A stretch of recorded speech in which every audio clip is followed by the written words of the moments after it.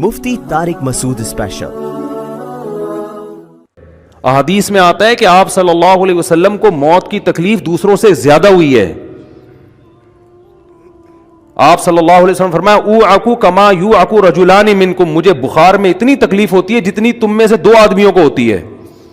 آپ پر جب بیماری آتی تھی نا، آپ کو تکلیف دوسروں سے زیادہ ہوتی تھی۔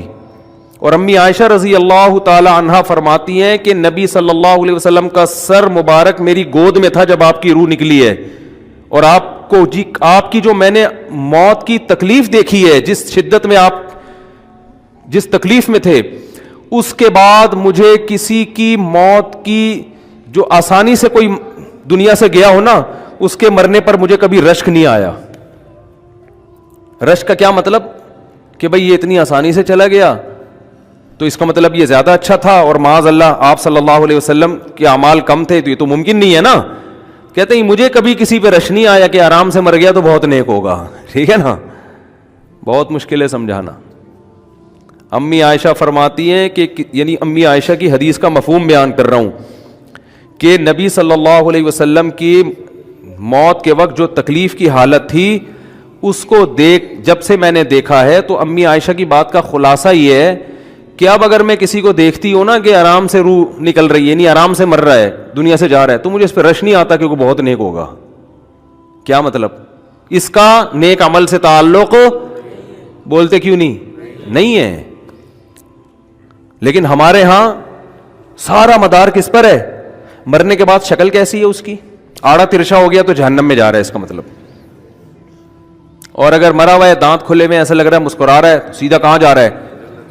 او بھائی، اگر خدا نخواستہ کوئی لکوے کا مریض تھا، کوئی فالج کا مریض تھا، وہ تو مرے گا تو اس کا تو بیچارے کا ہوگا، تھوڑا سا چہرہ بھی ٹیڑھا ہو سکتا ہے، کچھ بھی ہو سکتا ہے، نیک لوگوں کا بھی ہو سکتا ہے۔ تو مدار کس پر ہے؟ اعمال پر۔ اور نیک لوگوں کو بعض دفعہ موت کے وقت ڈبل تکلیف دی جاتی ہے۔ ایک تو اس لیے دی جاتی ہے، یا تو اس لیے کہ کوئی گناہ ان کا باقی رہ گیا ہوتا ہے۔ اللہ کیا کہتے ہیں؟ بھائی قبر میں جانے سے پہلے اس کو ہمارے پاس دھلا کے لے کے آؤ، صاف ستھرا ہو کے۔ اب ہمارے پاس آ رہا ہے تو اب ہم نہیں چاہتے کہ اس کے گناہوں کی گٹھری ہو، اس کو پاک صاف کر کے لے۔ میں نے بڑے بڑے بزرگ دیکھے جن کو آخری وقت میں بہت مصیبت میں گزری ان کی، یعنی زندگی کے آخری ایام، بیٹیوں کی ٹینشن، کسی بیٹی کو طلاق ہو گئی، وہ گھر آ گئی، کوئی اور مسئلہ ہو گیا، تو بڑی ٹینشن میں آخری وقت، لیکن وہ زبان سے کیا کہتے تھے؟ شکر، کہ یار شاید اللہ تعالیٰ ہمارے گناہوں کو معاف کرنا چاہتا۔ اولاد کی حدیث میں آتا ہے کہ انسان کو اس کی گھر والی کی طرف سے، اس کی اولاد کی طرف سے، اس کے جسم کی طرف سے تکلیفیں پہنچتی رہتی ہیں، اور اس کے گناہ معاف ہوتے رہتے ہیں، حتی لقی اللہ طاہرا مطہرا، جب اللہ کے پاس آتا ہے نیٹ کلین، بالکل گناہوں سے پاک صاف ہو کے آتا۔ لیکن یہ تکلیف وہ ہوتی ہے جس میں صبر کی توفیق بھی ملتی ہے، کیونکہ اللہ دے رہا ہے نا تکلیف، اور اللہ سزا کے طور پہ نہیں بلکہ کفارے کے طور پہ، تاکہ ہمارے پاس آئے تو صاف ستھرا ہو گئے۔ تو اس تکلیف میں پھر صبر کی توفیق، اس لیے علماء کہتے ہیں جس تکلیف میں صبر کی توفیق مل رہی ہے، سمجھ لو یہ رحمت ہے۔ یہ کیا ہے؟ رحمت۔ یہ اللہ آپ کو بنانا چاہ رہا ہے کچھ۔ اب لوگ کہتے ہیں یہ والی تکلیف کیوں، وہ والی کیوں نہیں آئی، یہ تو بہت زیادہ ہو گئی۔ تو بھائی اللہ سے کوئی نہیں لڑ سکتا، وہ جو دے رہا ہے وہ اس پہ صبر کرو۔ اسی کو کہتے ہیں تقدیر پر رضا، کہ جو اللہ نے مقدر کیا ہے بس اب اس پہ کیا ہے؟ کوشش کریں گے، اللہ سے عافیت مانگیں، اے اللہ ہمیں تکلیفیں نہیں چاہیے، ہم تو ویسے ہی کمزور ہیں، ایسا نہ ہو تکلیف میں اور ہی نافرمانی پہ نہ آ جائیں، ہمیں تو خوشیوں بھری زندگی چاہیے، اور اللہ ان خوشیوں میں شکر کی توفیق دے کے گناہ معاف کر دے، ٹھیک ہے نا۔ جیسے لوگ حکیم کے پاس جاتے ہیں، حکیم صاحب کے پاس دو طریقے ہوتے ہیں علاج کے۔ ایک طریقہ تو یہ کہ بھائی یہ کڑوی گولی ہے، 2-3 کھاؤ گے فٹ فاٹ ہو جاؤ گے، اس میں یہ بھی پرہیز، یہ بھی پرہیز، یہ بھی پرہیز۔ اور ایک طریقہ ہوتا ہے بھائی دودھ جلیبی کھاؤ، علاج لمبا ہو جائے گا، لیکن وہ دوا میں کیا ہے؟ دودھ جلیبی۔ تو آپ کہتے ہو بھائی یہ دودھ جلیبی والا مجھے دے دو، ٹھیک ہے لمبا علاج کروا لوں گا، فائدہ دیر سے ہوگا، لیکن میں یہ کریلے کا جوس نہیں پی سکتا۔ تو ہم نالائق لوگ ہیں، شکر سے بھی انسان کے ترقی ہوتی ہے، تو اللہ سے یہی مانگنا چاہیے اللہ ہمیں نعمتیں دے، تکلیفوں سے بچا، اور شکر کی توفیق دے تاکہ ہمارے درجات بلند ہو۔ تو شکر کے بھی تو بڑے فضائل ہیں نا۔ تو مانگنے تو کیونکہ عبدیت اور غلامی کا تقاضا یہ ہے کہ اللہ سے عافیت مانگی جائے، لیکن اللہ تکلیف دے دے تو اس پہ صبر۔ تو ہمارے نبی صلی اللہ علیہ وسلم کو ہاں یا تو اس لیے تکلیف ہوتی ہے گناہ معاف، یا اس لیے کہ درجات بلند. اللہ چاہتا ہے کہ بھئی یہ دنیا آزمائش کی جگہ ہے، جب آخرت میں آنا تو اتنا تجھے نوازوں. تو ہمارے نبی صلی اللہ علیہ وسلم جنت میں آخرت میں سب سے اعلیٰ مقام کس کا ہوگا؟ سید الانبیاء محمد صلی اللہ علیہ وسلم کا، حضرت آدم سے بھی زیادہ، نوح علیہ السلام سے بھی زیادہ. تو اللہ نے فرمایا کہ آپ کو پروٹوکول دینے کے لیے آخری جو اب آپ کا آخرت کا سفر ہے نا، اس میں مادی تکلیف آپ کو دوسروں سے زیادہ دی جائے گی. یہی وجہ ہے کہ حضرت فاطمہ رضی اللہ تعالی عنہا آپ کی چہیتی بیٹی، جب انہوں نے آپ صلی اللہ علیہ وسلم کی اس تکلیف کو دیکھا نا، جو موت کے وقت تکلیف تھی اور جو بخار کی شدت تھی، واہ کرب ابتا، فرماتی تھی ہائے میرے والد کا کرب. بہت زیادہ غمزدہ ہو گئی ان کو دیکھ کر کس قدر تکلیف میں ہے. تو آپ صلی اللہ علیہ وسلم نے فرمایا لا کرب علی ابیک بعد الیوم. کیسے تسلی کے جملے. اپنی بیٹی سے فرمایا ہے فاطمہ تیرے باپ پر آج کے بعد کوئی تکلیف، بولو لا کرب علی ابیک بعد الیوم. اس میں بھی آپ صبر کا پہلو تلاش کر رہے ہیں، شکر کا، بس یہ اللہ کی طرف سے آخری ہے. آج کے بعد اے میری بیٹی تیرے باپ پر کوئی تکلیف نہیں. اپنی بیٹی کو بھی تسلی دے رہے ہیں کہ غم ہلکا کر، بس یہ اللہ کی طرف سے آخری ہے، آج کے بعد کوئی تکلیف نہیں ہوگی. تو ہمارے ہاں وہ بیچارہ تکلیف سے جا رہا ہے تو یار دیکھا آ گیا نا سامنے، لگ کہنے یہ دیکھا ہم تو کہتے تھے بندہ ہی 2 نمبر ہے، اب آ گیا نا تو دیکھو کیسے مر رہا ہے. اور پیغمبروں کو تکلیف تو دی جاتی ہے، لیکن کوئی ایسا عیب نہیں ہوتا، ایسی بیماری نہیں ہوتی جو لوگوں میں معیوب سمجھی جاتی ہو. یہ نہیں ہوتا، کیونکہ پیغمبر اللہ کے قاصد ہیں، تو اللہ ان کو ہر لحاظ سے امت کو یہ بتانا چاہتے ہیں یہ میرے رسول ہیں، یہ میرے سفیر ہیں. تو کوئی بھی ایسی چیز جس کی وجہ سے لوگوں کو ان سے نفرت ہو، یا طبعی نفرت جو انسان کے اختیار میں نہیں ہوتی، تو اللہ ایسی بیماری اور ایسی تکلیف سے بچاتے ہیں ان کو. سمجھ میں آ رہی ہے بات؟ لیکن امتی کو ایسی تکلیف ہو سکتی ہے. یہ جو ختم نبوت کے علماء کہتے ہیں نا مرزا غلام احمد بیت الخلاء میں گر کے مر گیا، تو بعض لوگ کہتے ہیں وہ تو بیت الخلاء میں تو فلاں بزرگ کا بھی انتقال ہوا تھا، فلاں کا بھی. بزرگ کا ہو سکتا ہے، پیغمبر کا بیت الخلاء میں انتقال بولو نہیں ہو سکتا، کیونکہ پیغمبر کو اللہ ایسے عیب سے بچاتے ہیں کہ جو انسانوں میں عیب سمجھے جاتے ہیں.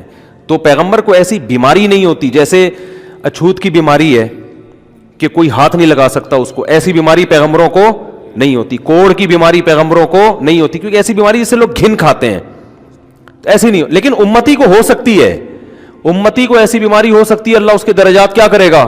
بلند کرے گا اس سے. مجھے ایک واقعہ کسی نے سنایا کہ ایک ہندو تھا، اس کو کوڑ کی بیماری تھی. کوڑ نہیں ہوتا گوشت گلنا شروع ہو جاتا ہے، تو یہ بیماری پھیلتی ہے. تو اس کے رشتہ داروں نے بالکل الگ کر دیا اس کو، وہیں سے کھانا پھینکتے ایسے کر کے. کہیں تبلیغی جماعت گئی، ان کو پتہ چلا، وہ بیٹھ گئے اس کے پاس جا کے، اس کو کھلا بھی رہے ہیں پلا بھی رہے ہیں. تو وہ بڑا متاثر ہوا، یار سب نے چھوڑ دیا اور مسلمان ہو کے تبلیغ والے تو اکرام کا کوئی موقع الحمدللہ چھوڑتے نہیں ہیں. تو وہ مسلمان ہو گیا اور پھر اس کا انتقال ہو گیا تھوڑے دنوں میں. اب دیکھو اللہ نے جو اس کو کوڑ کی بیماری میں ڈالا، یہ بیماری اس کے لیے رحمت بن گئی کہ نہیں بن گئی؟ تو کفر کی حالت میں کوئی اچھا کام کیا ہوگا اس نے، اس کے بدلے میں اللہ نے اس کو کیا دے دیا؟ کوڑ کی بیماری. اب دنیا کہے گی یار عام کافر جو اچھے کام نہیں کرتے وہ تو فٹ فاٹ گھوم رہے ہیں، اور یہ تھوڑا بہت خیال کرتا تھا، اس کو اللہ نے کیا دے دیا؟ بھائی اس کو دیا اس لیے کہ اللہ کو پتا ہے کہ جی کوڑ میں ہوگا تو تبلیغ والے آئیں گے، اس کی آؤ بھگت کریں گے اور یہ کیا ہو جائے گا؟ اسلام میں داخل ہو جائے گا. تو اللہ کے کام ہے، یہ اللہ ہی بہتر جانتا ہے. تو بعض دفعہ اللہ تکلیف میں ڈالتے ہیں تاکہ آپ کے گناہ دھل جائیں. تو اس لیے موت کی جو تکلیف ہے نا، اچھا اور عین ممکن ہے کوئی بہت بڑا بدماش ہو، بڑے آرام سے مر جائے وہ، اور مرنے کے بعد ایسی خوبصورت اسکن ہو جائے اس کی، کیونکہ اسکن کی اچھے یا برے ہونے کا تعلق موسم سے ہے. جینے ٹھیک ہے نا، جس کو برین ہیمریج ہوتا ہے تو چہرہ خراب ہوتا ہے، چاہے وہ نمازی ہو. میں نے ایسے پکے نمازیوں کو جن کی نماز کی حالت میں ڈیتھ ہوئی ہے، ان کو دیکھا موت کے بعد ان کا چہرہ کالا ہو گیا. یہ بری بات نہیں تھی، یہ کالا اس لیے ہو گیا کہ برین ہیمریج ہوا، رگ پھٹی ہے تو بلیڈنگ ہونا، اور ہارٹ اٹیک بھی ہوا پھر ان کو. تو ڈاکٹر کہہ رہے تھے ان کو جلدی دفناؤ کیونکہ یہ بہت جلدی ان کا جسم خراب ہو جائے گا. حالانکہ پھر میں نے خواب میں ان کو جنت میں بھی دیکھا صحیح ہے نا. تو خام خمانہ لوگوں نے یہ چیزیں بنائی ہوئی. تبھی میت کو چھپانے کا حکم ہے, کیونکہ اکرام کرنا ہے نا, تو چہرہ مرنے کے بعد بگڑنا شروع ہوتا ہے. یہ ہر ایک کا ہوگا, چاہے نیک ہو چاہے برا ہو. تبھی تو حکم ہے کہ اس کو جلدی دفن کرو, کیونکہ اس کی توہین ہے اب لوگوں کے سامنے رکھنا. اور ہمارے یہاں کیا ہو رہا ہے, باقاعدہ مردوں کے ساتھ سیلفیاں چل رہی ہیں, ناک میں روئیاں ٹھوسی ہوئی ہیں, اور ویڈیو بن رہی ہے, اور زیارت ہو رہی ہے, لائن لگ لگ کے پبلک دیکھ کے جا رہی ہے. کیا جاہلانہ رسم ہے یار, کیا جاہلانہ. میت میں اور دلہن میں فرق ہونا چاہیے. دلہن کی منہ دکھائی ہوتی ہے, وہ محلے پڑوس کی عورتیں آتی ہیں, بھائی دلہن آئی ہے, بیوٹی پارلر سر کے دیکھ رہی ہیں, تو مردے اور دلہن میں اتنا تو فرق کرو, مردے کی بھی رونمائی ہو رہی ہے. تو یہ غلط رسم ہے. انتقال ہو گیا, فوراً چہرے پہ کپڑا. ہاں جو اس کے بہت قریبی لوگ ہیں, قریبی لوگ ایسا ہوتے ہیں کہ اگر وہ بدبو آ بھی رہی ہو, چہرہ بگڑ بھی جائے, ان کو نفرت نہیں ہوتی. بیٹے کو اپنے باپ سے نفرت نہیں ہوگی, چاہے جیسا بھی ہو, چہرہ جیسا بھی بگڑ جائے. وہ کہے گا یار میرا اس کا رشتہ خوبصورتی کی بیس پہ تھوڑی ہے. لیکن اجنبی لوگ جب اس کو دیکھیں گے تو چہرے کے بارے میں تبصرے بھی کریں گے. اور ایک صاحب کا انتقال ہوا, میں نے کہا جلدی دفناؤ, چہرہ نہ دکھاؤ. تو انہوں نے کہا لوگ کہیں گے یار لگتا ہے کوئی چہرہ بگڑ گیا اس لیے چھپا رہے ہیں. میں نے کہا اب تو اور چھپانا چاہیے, اس لیے کہ جس کا بگڑ جائے اس کو تو چھپائیں گے تو پھر لوگ یقیناً کہیں گے بگڑا ہوا چہرہ ہے. تو اس رسم ہی کو ختم کر دینا چاہیے. انتقال ہوا, فوراً چہرے پہ کپڑا. ہاں بیوی دیکھ سکتی ہے اپنے شوہر کو, یا بیٹے ہیں, یا اس طرح جو بھائی بہن ہیں قریبی, وہ دیکھ لیں. باقی پبلک سے چھپا کے اس کو فوراً کیا کرو, دفن. اب تو قبر میں جا کے بھی دکھا رہے ہوتے ہیں.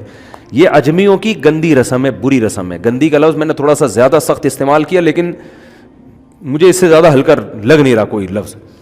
عرب میں ایسا نہیں ہوتا.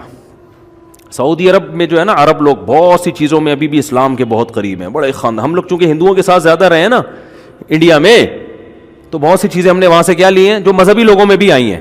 عرب میں یہ سسٹم نہیں ملے گا آپ کو. عرب میں جب تک زندہ ہے احترام, ادب, تمیز. انتقال ہو گیا فوراً سے پہلے دفنایا. قبر پہ تختی بھی نہیں لگاتے, وہ جائز ہے تختی لگانا لیکن وہ بھی نہیں لگاتے. کہہ رہے ہیں اب اس کو تختیوں کی ضرورت نہیں ہے, اب دعاؤں کی ضرورت ہے. دعائیں ہوتی رہتی ہیں ابا کے لیے, اور صدقات و خیرات کرتے ہیں, ایسا صدقے کرتے ہیں عرب کہ آپ کی سوچ ہوگی.